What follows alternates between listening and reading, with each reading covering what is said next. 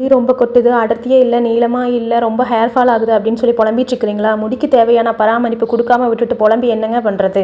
அந்த காலத்தில் எல்லாருக்குமே இயற்கையாகவே முடி நீளமாக அடர்த்தியாக இருக்கும். ஏன்னா அவங்க சீயக்காயும் அரப்பு வச்சு குளிச்சுட்டு இருந்தாங்க. ஆனால் நம்ம இப்போ யூஸ் பண்ணுறது எல்லாமே கெமிக்கல் ப்ராடக்ட்ஸ் தான். ஷாம்பு மட்டும் போட்டுட்டு ரெகுலராக வாஷ் பண்ணி குளிச்சுட்டு போயிட்டு முடி வளரலை அப்படின்னு சொன்னால் கண்டிப்பாக முடி வளராதுங்க. ஹேர் மெயின்டெனன்ஸாக வச்சுக்கோங்க, ஹேர் பேக் போடுங்க, சின்ன சின்ன மிஸ்டேக்கு பண்ணாமல் இருங்க, அப்போ தான் முடி கண்டிப்பாக வளருங்க.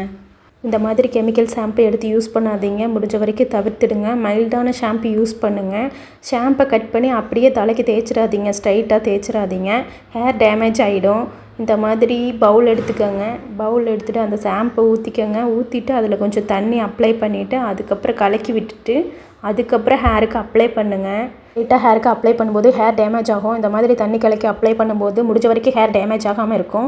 முடிஞ்ச வரைக்கும் இந்த மாதிரி கெமிக்கல் ஷாம்பை அவாய்ட் பண்ணிவிடுங்க. நேச்சுரலான இன்க்ரீடியன்ஸ் யூஸ் பண்ணுங்கள்.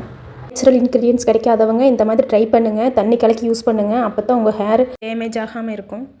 ஹேர் கேர் ரொட்டீன் ஃபாலோ பண்ணுங்கள், அப்போ தான் உங்கள் முடி வளரும். எதுவுமே ஹேருக்கு பண்ணாமல் நீங்கள் முடி வளர்த்தணும் அப்படின்னு சொன்னால் கண்டிப்பாக முடி வளரவே வளராதுங்க. ஹேர் கேர் பண்ணி முடியை வளர்த்த நம்ம சேனலை சப்போர்ட் பண்ணுங்கள், லைக் பண்ணுங்கள், சப்ஸ்கிரைப் பண்ணுங்கள்.